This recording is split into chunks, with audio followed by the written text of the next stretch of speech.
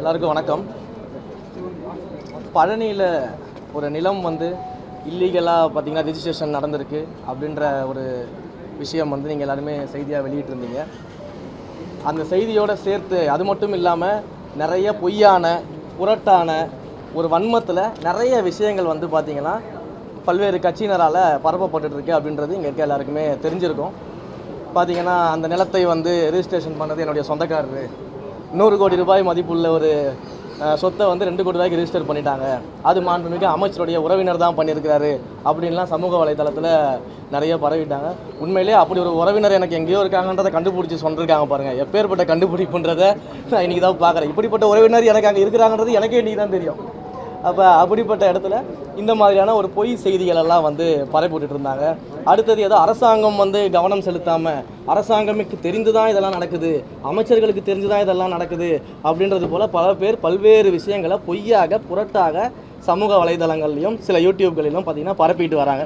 So அதற்கு ஒரு விளக்கமாக தான் இந்த விஷயத்தை நம்ம சொல்கிறோம். ஏன்னா நடவடிக்கைகள் நம்ம எடுத்திருக்கோம் அப்படிங்கிறத நம்ம சொல்கிறதுக்காக தான் முக்கியமாக இன்றைக்கு செய்தியாளர்களை சந்திக்கிறோம். இந்த பழனியுடைய அடிவாரத்தில் இருக்கக்கூடிய தண்டபாணி மடத்துக்கு சொந்தமான அந்த நிலத்தை பொறுத்த வரைக்கும் ஏற்கனவே பார்த்திங்கன்னா பல முறை அந்த இடத்தை ரிஜிஸ்டர் பண்ணக்கூடாது யாருக்கும் அப்படின்னு சொல்லிட்டு பழனி கோயிலுடைய ஜேசி மூலயமாக சப் ரிஜிஸ்டர் ஆஃபீஸ்க்கும் டிஸ்ட்ரிக்ட் ரிஜிஸ்டர் ஆஃபீஸ்க்கும் பல முறை கடிதங்கள் வழங்கப்பட்டிருக்குது.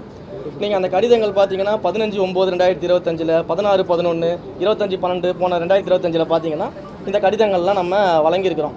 இதை தாண்டி கடந்த மார்ச் மாதம் 2026 மார்ச் மாதம் 27ஆம் தேதி அன்னைக்கு பார்த்தீங்கன்னா அந்த லேண்டை திரும்ப ரிஜிஸ்ட்ரேஷன் பண்ணுறதுக்கு ட்ரை பண்ணியிருக்கிறாங்க. ஒரு ஃப்ராட்லண்ட் சேல் டீடை வச்சு ரிஜிஸ்ட்ரேஷன் பண்ணுறதுக்கு ட்ரை பண்ணியிருக்கிறாங்க.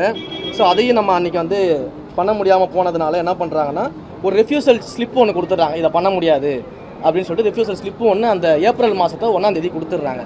அந்த ரெஃப்யூசல் ஸ்லிப்பை வச்சுக்கிட்டு அந்த ப்ரைவேட் பார்ட்டி என்ன பண்ணுறாங்க, ஒரு 2-3 பேர் சேர்ந்துக்கிட்டுனா கோர்ட்டுக்கு போகிறாங்க. ஸோ கோர்ட்டுக்கு போயிட்டு ஏப்ரல் 10ஆம் தேதி ஒரு ஆர்டர் ஒன்று வாங்குறாங்க.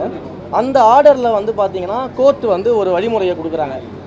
டாக்குமெண்ட்ஸ் எல்லாம் வெரிஃபை பண்ணி அது சரியாக இருந்தால் ரிஜிஸ்ட்ரேஷன் பண்ணலாம் அப்படின்ற டாக்குமெண்ட்ஸ் சரியாக இருந்தால் வெரிஃபை பண்ணி சரியாக இருந்தால் கேன் பி கன்சிடர்னு ஒரு வார்த்தை தான் போடுறாங்க சொல்கிறாங்க. ஸோ அப்படி ஒரு ஆர்டரை கொடுக்குறாங்க. இந்த ஆர்டருமே வித்தின் த 1 வீக், ஒரு வாரத்துக்குள்ளே இதை செய்யணும் அப்படின்றது தான் கோர்ட்டுடைய அன்றைக்கு இருந்த ஆர்டராக இருக்கிறது. ஆனால் அதற்கு பிறகு பார்த்தீங்கன்னா அந்த ஆர்டரை வைத்துக்கொண்டு இப்போ ஜூலை மாதம் என்ன பண்ணுறாங்கன்னா 3ஆம் தேதி சப் ரிஜிஸ்டர் ஆஃபீஸ் அந்த 2ஆம் தேதி ஜேசி ஆமாம். ஸோ சப் ரிஜிஸ்டர் ஆஃபீஸ்க்கு போகிறாங்க. போயிட்டு 3ஆம் தேதி இதை ரிஜிஸ்ட்ரேஷன் பண்ணணும்னு சொல்லி கேட்குறாங்க. ஆனால் 2ஆம் தேதியே 3ஆம் தேதி அவர் போகிறாங்க அந்த ரிஜிஸ்ட்ரேஷன் பண்ணுறதுக்கு. அதற்கு முன்னாடி நாள் 2ஆம் தேதியே பழனியுடைய ஜேசி என்ன பண்ணுறாரு அப்படின்னா இந்த லேண்டில் எந்த விதமான ரிஜிஸ்ட்ரேஷனும் பண்ணக்கூடாது அப்படின்னு சொல்லிட்டு டிஸ்ட்ரிக்ட் ரிஜிஸ்டர் ஆஃபீஸுக்கு மீண்டும் கடிதத்தை எழுதிடுறாங்க. 3ஆம் தேதியும் அந்த ரிஜிஸ்ட்ரேஷனை ஹோல்டு பண்ணி பெண்டிங்கில் போட்டுடுறாங்க. 3ஆம் தேதி முயற்சி பண்ணுறாங்க மீண்டும் அதை ரெஜிஸ்டர் பண்ணுறதுக்கு முயற்சி பண்ணுறாங்க. அப்போ இருந்த சப் ரிஜிஸ்டார் அப்போ அசிஸ்டன்ட் ஒருத்தர் ஒர்க் பண்ணிட்டு இருக்கிறாரு. நாங்கள் 1ஆம் தேதி ஒரு ட்ரான்ஸ்ஃபர் போடுறோம், புதுசாக ட்ரான்ஸ்ஃபர் ஆனவங்க இன்னும் ஜாயின் பண்ணல, அதுக்காக ஒரு அசிஸ்டன்ட் சப் ரிஜிஸ்டார் பொசிஷனில் இருக்கிறாங்க. அவர் மறுத்துறாரு, இந்த பெண்டிங்கில் போட்டுறாரு அந்த டாக்குமெண்ட்டை ரெஜிஸ்டர் பண்ணாமல். பெண்டிங்கில் போட்டு முடிச்சதுக்கப்புறம் பார்த்தீங்கன்னா திரும்ப 6ஆம் தேதி ஒரு அடிஷ்னலாக சார்ஜ் எடுத்துக்கிறதுக்காக லீவில் இருக்கக்கூடிய இடத்துல ஒரு ஆள் சார்ஜ் அந்த பர்சனும் லீவில் போகிறதுனால அப்புறம் ஜஸ்டின் மணிகண்டன் ஒருத்தரை சொல்லுங்கள். ஸோ அந்த ஜஸ்டின் மணிகண்டன் அப்படின்றவர் சார்ஜுக்கு அன்றைக்கி லீவில் போகிறதுக்காக யாருமே இல்லைன்றதுனால சார்ஜுக்கு வராரு. அவர் இதை பற்றியான இந்த ஹிஸ்ட்ரியை தெரியாமல் என்ன பண்ணிடுறாரு அப்படின்னா அந்த ரிஜிஸ்ட்ரேஷனை அன்றைக்கி பண்ணி கொடுத்துட்றாரு. இது 6ஆம் தேதி நடக்குது. அப்போ இது தெரிஞ்ச உடனேயே உடனடியாக நம்மளுடைய ஹெச்ஆர்என்சியினுடைய அதிகாரிகள் என்ன பண்ணுறோம் அப்படின்னா இந்த ரிஜிஸ்ட்ரேஷன் இல்லீகலானது, இதை அவங்க இந்த ஹிஸ்ட்ரியை பார்க்காம பண்ணி கொடுத்துட்டாங்க அப்படின்னு சொல்லி சம்மந்தப்பட்ட துறை அதிகாரிகள் பதிவுத்துறை அதிகாரிகிட்டலாம் பேசி அந்த நிலத்தோடைய ரிஜிஸ்ட்ரேஷனை ஸ்டாப் பண்ணுறதுக்கு என்னென்ன வழிமுறைகள் இருக்குதோ அது எல்லாத்தையும் முன்னெடுத்துருக்குறோம். கோர்ட்டில் இது சம்மந்தமான வழக்கு இருக்குது. இன்றைக்கு அந்த வழக்கு விசாரணைக்கு வந்துச்சு. விசாரணைக்கு வரும்பொழுது ஹெச்ஆர்என்சியும் ஒரு பார்ட்டியாக அவங்க அட்மிட் பண்ணியிருக்கிறாங்க. நாளைக்கு மறுபடியும் இந்த கோர்ட்டில் கேஸ் வருது. அப்போ இந்த லேண்டை நம்ம திரும்ப ரெட்ரைவ் பண்ண போகிறோம் அப்படின்றதுல எந்த விதமான சந்தேகமும் யாருக்கும் இங்கே தேவை கிடையாது. அதே போல் மாண்புமிகு அமைச்சர் அவர்களும் அவர் துறை சார்ந்து அந்த சார் பதிவாளரை உடனடியாக சஸ்பென்ஷன் பண்ணிட்டு நேர்மையான விசாரணைக்கு என்னென்ன செய்ய முடியுமோ அது எல்லாத்தையும் அவரும் அவர் துறை சார்ந்து பண்ணிக்கிட்டு இருக்கிறாரு. இப்படி லைன் பை லைனாக ஒவ்வொரு ஆக்ஷன்ஸாக நம்ம எடுத்துகிட்டு இருக்கும்பொழுது, ஏன்னா நாம் வந்து ஒரு அரசாங்கம் நடத்துகிறோம், சட்ட ரீதியிலான முறையில் நம்ம இந்த விசாரணை நடத்தணும், நடவடிக்கைகள் இருக்கணும்னு சொல்லிட்டு இது ஒவ்வொன்றா நம்ம பண்ணிக்கிட்டு இருக்கும்பொழுது இந்த விசாரணையை வந்து என்னன்னே தெரியாமல், என்ன நடக்குது, அரசாங்கம் என்ன பண்ணுது, இது எதையுமே தெரியாமல் பொத்தாம்பொதுவாக வந்து அமைச்சருடைய உறவினர் வந்து இந்த லேண்டை வந்து வாங்கிட்டாரு, அமைச்சரோட இதில் கை இருக்குது, அமைச்சருக்கு தெரிஞ்சுதான் இது நடக்குது அப்படின்லாம் ஒரு பயங்கரமான வன்மத்திலையும் இந்த அரசாங்கத்தின் மேலே ஏதாவது ஒரு ஊழல் கரையை வந்து நம்ம பண்ணிட மாட்டோமா அப்படிங்கிறதுக்காகவும் எதிர்க்கட்சிகள் கங்கணம் கட்டிக்கொண்டு வேலை பார்க்கறது நல்லா தெரியுது.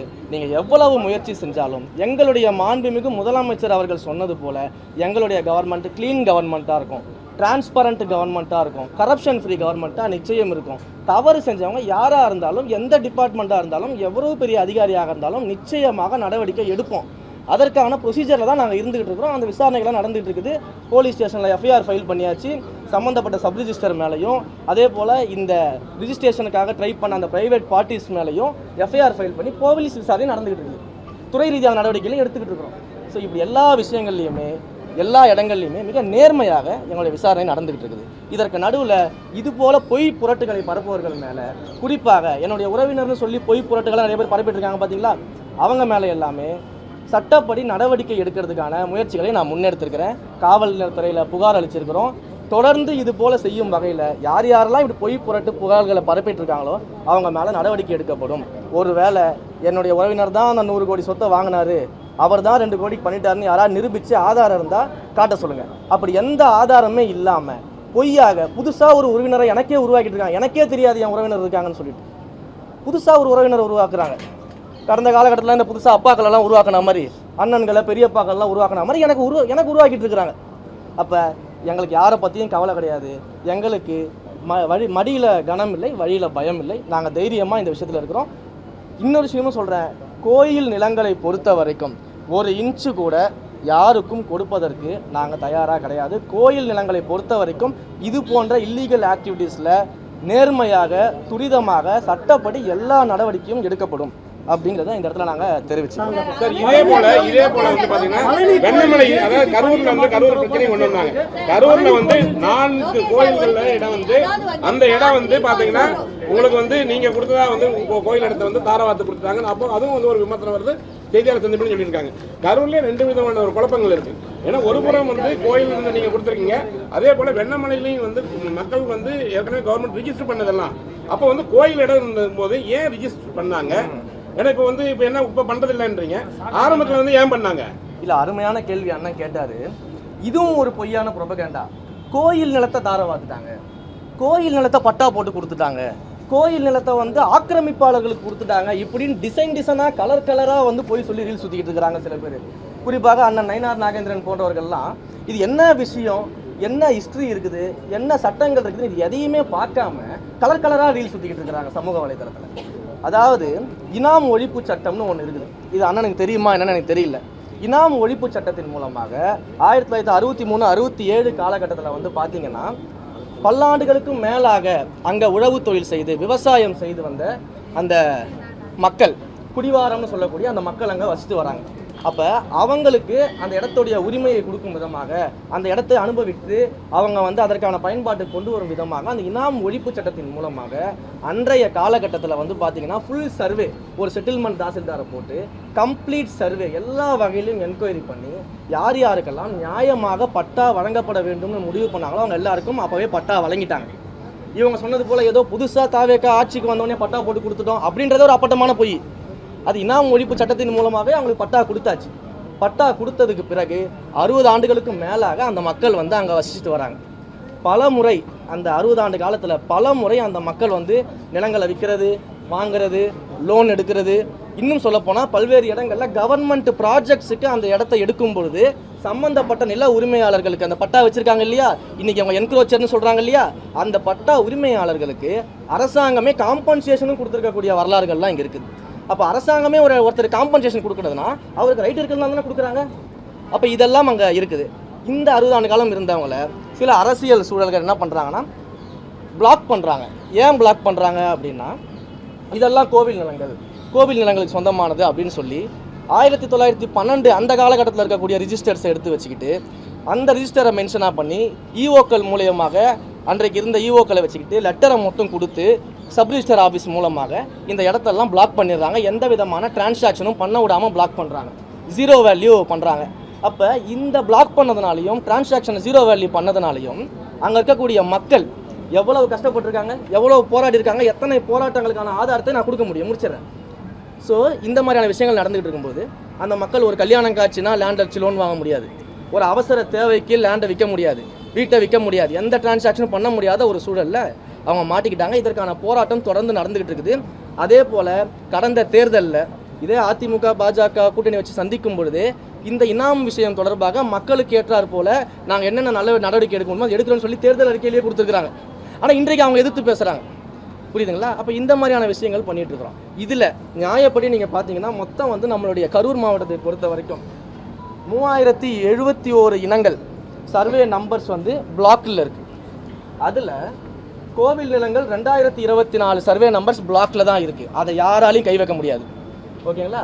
அதே போல் பட்டா நிலம் 1167 நிலங்கள் இருக்குது. அதில் வந்து பார்த்தீங்கன்னா தெளிவான இனங்கள் கிளியர் கேசஸ் அப்படின்னு சொல்லிட்டு இனாம் ஒழிப்பு சட்டத்தின் மூலமாக பட்டா பெறப்பட்டு இண்டிவிஜுவல் நேம்ஸுக்கு பட்டா கொடுக்கப்பட்ட பிறகு அதற்கு பிறகு வந்தக்கூடிய யூடிஆர்லையும் இண்டிவிஜுவல் நேமில் அவங்க பட்டா இருக்கும்.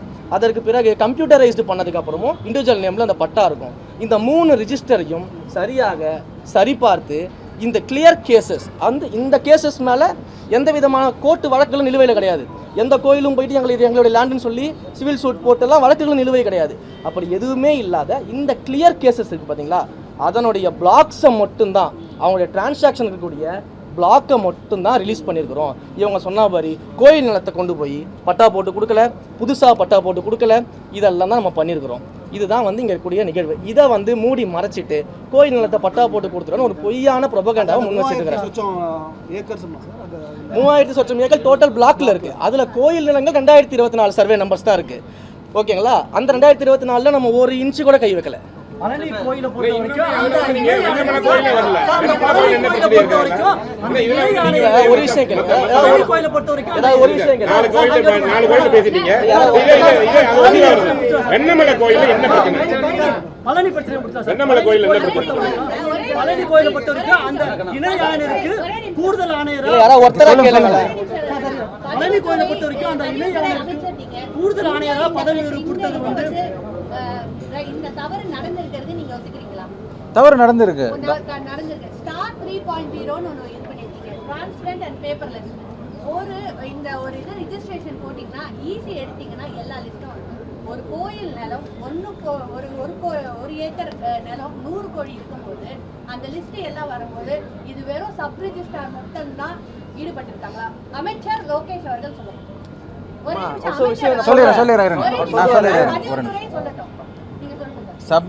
இந்த சப் ரெஜிஸ்ட்ரார் தப்பு பண்ணாருன்னு தெரிஞ்சதுனால தான் அவர் வந்து நேற்று சஸ்பெண்ட் பண்ணியாச்சு.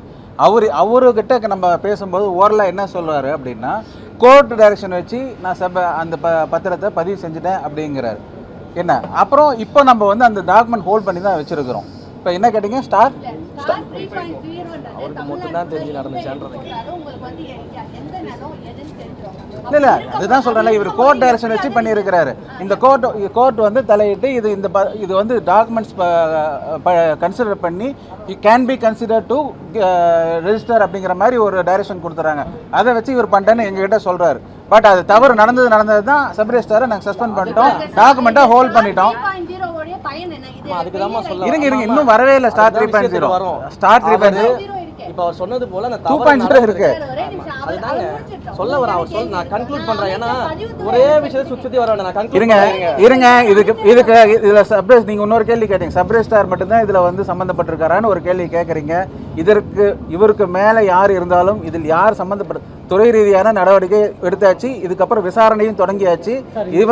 இவருக்கு மேல யாராக இருந்தாலும் அவர் மீது என்ன நடவடிக்கை எடுக்கணுமோ அத்தனை எடுக்கப்படும். சார் இந்த கொஸ்டின் ஒரு ஆர்டரே சார் இந்த கொஸ்டின் ஒரு ஆர்டரே அந்த பழனி இந்த சர்ச்சை ஓடிட்டு இருக்கும்போது அந்த இணை ஆணையருக்கு கூடுதல் ஆணையரா பதவி உயர்வு கொடுத்தது ஒரு சர்ச்சையாக்கப்படுது. அவருக்கு என்ன தொடர்பு இருக்கு? அந்த அதுதான் சொல்றேன். அதே மாரிமுத்து தான் 4 தடவை சப் ரிஜிஸ்டருக்கு லெட்டர் எழுதியிருக்கிறாரு. அதே மாரிமுத்து தான் 2ஆம் தேதி சப் ரிஜிஸ்டருக்கு லெட்டர் எழுதியிருக்கிறாரு. அப்புறம் எதன் அடிப்படையில் நீங்க அவரோட ப்ரமோஷன், அவர் ப்ரமோஷன் லிஸ்ட்ல இருக்கிறவர், எதன் அடிப்படையில் அவரோட ப்ரமோஷன் நிப்பாட்டி வைக்கணும்னு நீங்க சொல்றீங்க? அவர் தானே லெட்டரே கொடுத்துருக்காரு 2ஆம் தேதி சப் ரிஜிஸ்டர் ஆஃபீஸ்க்கும் டிஸ்ட்ரிக்ட் ரிஜிஸ்டர் ஆஃபீஸ்க்கும் இந்த லேண்டை பத்திரப்பதிவு பண்ணக்கூடாதுன்னு ரிஜிஸ்டர் கொடுத்துருக்காரு. கோர்ட்டில் கேஸ் அவர் தான் மூவ் பண்ணியிருக்காரு அந்த கோயில் சார்பில். இவ்வளோ விஷயங்கள் அவர் முன்னெடுத்திருக்காரு தானே. அப்போ இதில் என்ன அவருடைய ரெகுலர் ப்ரமோஷனை கொடுக்கறதுல என்ன பிரச்சனை இருக்குது? இதுக்காக departmental activities, regular promotions, transfers எல்லாத்தையுமே ஸ்டாப் பண்ணி வைக்க முடியும். இது என்னங்க, இது நிர்வாக ரீதியாக நடவடிக்கை எடுக்கக்கூடாதா? எதற்கெடுத்தாலும் வந்து மொட்டை தலைக்கும் முழங்காலுக்கும் முடிச்சு போகிறதுன்னு சொல்லுவாங்களா, அந்த வேலையை பார்த்துக்கிட்டு எல்லாருமே கலெக்டராக லீல் சுற்றிக்கிட்டு இருக்கிறதுக்காக டிபார்ட்மெண்ட் வேலையை செய்யாமல் இருக்க முடியும்? இது அவங்க தான் புரியாம பேசிக்கிட்டு இருக்காங்க எல்லாருமே. சரி, இப்போ உங்க மேல வதந்தி பரப்பப்படுது, உங்க மேலான குற்றச்சாட்டுகள் எதிர்க்கட்சிகள் வைக்கிறாங்க. காலை முதல்ல சொல்லிருக்காங்க புகார் கொடுக்கப்பட்டிருக்கு அப்படின்னு சொல்றீங்க. புகார் இதுக்கப்புறம் தான் கொடுக்க போறீங்களா? புகார் நேற்றே கொடுத்தாச்சு சார். கமிஷனர் ஆஃபீஸ்ல புகார் கொடுத்தாச்சு. சம்பந்தப்பட்ட ஐடிஸ், எந்தெந்த யூடியூப் மீடியாஸ், எந்தெந்த முக்கியமான மீடியாக்கள்ல என்னுடைய உறவினர்னு சொல்லி சொல்றது, எனக்கு இதுல பங்கு இருக்குன்னு சொல்லி சொல்றது, ஆதாரம் இல்லாத குற்றச்சாட்டுல யார் யாரெல்லாம் வச்சிருக்காங்களோ ப்ராப்பர் லிங்கோட அவங்க செய்தியோட எல்லாத்தையுமே கமிஷனருக்கு கம்ப்ளைண்ட் கொடுத்துருக்கோம். அதன் மேல ஆக்ஷன் எடுப்போம். தொடர்ந்து இதே மாதிரி இழிவாக முறையில் இதே மாதிரி ஒரு பொய் புரட்டு செய்திகளை ஆதாரம் எல்லாம் பேசிட்டு இருந்தா அடுத்த கட்ட நடவடிக்கைகள் எடுப்போம். சட்ட ரீதியா கொடுத்தாச்சு, கம்ப்ளைண்ட் கொடுத்தாச்சு, எஃப்ஐஆர் இன்னைக்கு ஃபைல் பண்ணிடுவாங்க. நான் கோயில தவிர நான் ஒரு கேள்வி புகார் இந்த விவகாரம் இருக்கு. எஃப்ஐஆர் இன்னமும் அமைச்சர் கொடுத்த புகார் மீது எஃப்ஐஆர் காவல்துறை ஏன் பதிவு பண்ணாம? நேற்று நைட்டு தாங்க கொடுத்துருக்கோம். அவங்களும் அதை பார்த்துட்டு எஃப்ஐஆர் ஃபைல் பண்ணுவாங்கல்ல. சாதாரண மக்களாக இருந்தாலும் ஒன்று தான், அமைச்சர் இருந்தாலும் ஒன்று தான். அமைச்சர்னா மட்டும் என்ன ஃபாஸ்ட் ஃபார்வர்டா பண்ண முடியும்? அவங்க விசாரிச்சுட்டு எஃப்ஐஆர் போட்டு கொடுப்பாங்க. நாங்கள் வேலையை பார்த்துட்டு இருக்கோம். ஒரு சப் ரிஜிஸ்டர் கண்டுபிடிச்சிட்டோம். அவங்க மேல எஃப்ஐஆர் எப்படி வந்து நீங்க அதுதான் சொல்லிட்டேனே. இதுக்கு சம்பந்தப்பட்ட எந்த ஒரு அதிகாரி, எந்த ஒரு தனிநபராக இருந்தாலும் சட்டப்படி நடவடிக்கை உட்படுத்தப்படுவார்கள். நாங்கள் தேவைப்பட்டா இதுக்கு மேல் விசாரணைக்கு எந்த வித லெவலையும் சிஎம் கிட்ட ரெக்வஸ்ட் பண்ணி நாங்கள் பண்ணுவோம். 4 கோயில்ல வந்து அந்த பிரச்சனை என்ன முடிஞ்சது? அங்கேயே வந்து கரூர்லேயே இன்னொரு கோயில் இருக்குது பிரச்சனை. வெண்ணமலையில் வந்து கேஸ் போட்டுக்காம கேஸ் ஓடிட்டு இருக்குது. அதுல என்னன்னா அதுல இதே மாதிரி தான் இனாமா கொடுத்ததுலேயே வந்து அவங்களுக்கும் பிரச்சனையா இருக்கு. அந்த கரூர் வெண்ணமலை கோயில்னால என்ன சிச்சுவேஷன் இருக்கு, என்ன மனு? வெண்ணமலை கோயில் மட்டும் இல்லை சார், கரூர் ரசத்துல பல்வேறு கோயில்களில் இந்த பிரச்சனை இருக்கு சார். தெளிவாக சொல்கிறோம். முதல் கட்டமாக இந்த 4 கோயிலை எடுத்து இந்த 4 கோயிலில் கிளியர் கேசஸாக இருக்கக்கூடிய பிளாக்ஸை நம்ம ரிமூவ் பண்ணியிருக்கிறோம். இது முதல் கட்டமாக பண்ணக்கூடிய ஃபேஸ் 1 பணின்றதை மிக தெளிவாக சொல்லியிருக்கிறோம். கலெக்டர் அவருடைய அறிக்கையிலையும் அதை சொல்லியிருக்கிறாரு. இது எல்லாமே ஒரு ஸ்டெப் பை ஸ்டெப் ப்ரொசீஜராக பண்ண போகிறோம். இன்றைக்கு கோர்ட்டில் ஹியரிங் வந்திருக்குது. கோர்ட்டில் கவுண்டர் ஃபைல் பண்ண சொல்லியிருக்காங்க. இன்றைக்கு இந்த வழக்கின் மீது எந்த விதமான ஸ்டேவும் வந்து கொடுக்கல. ஸோ ப்ராப்பர் டாக்குமெண்ட்ஸை கோர்ட்டில் சப்மிட் பண்ண சொல்லியிருக்காங்க. நாங்கள் கவுண்டர் கொடுக்க போகிறோம். அதே போல் இந்த மாதிரியான கிளியர் கேசஸ் இன்னும் எங்கெங்கெல்லாம் இருக்குது, இதற்கு நாங்கள் என்னென்ன அடுத்த கட்ட முன் நடவடிக்கை எடுக்க போகிறோம் அப்படிங்கிறது எல்லாமே நானும் மாண்புமிகு அமைச்சரும் ரெவென்யூ மினிஸ்டரும் எல்லாரும் சேர்ந்து முடிவு பண்ணி சிஎம் கிட்ட அப்ரூவல் வாங்கிட்டு தொடர்ச்சியாக தெளிவாக சொல்கிறோம். கோயில் நிலங்களை பாதுகாப்பதில் எங்களுடைய அரசு, இந்து சமய அறநிலையத்துறையும் மிக கவனமாக இருக்கிறது. கோயில் நிலங்களை ஒரு இன்ச்சு கூட யாருக்கும் விட்டு தர மாட்டோம்.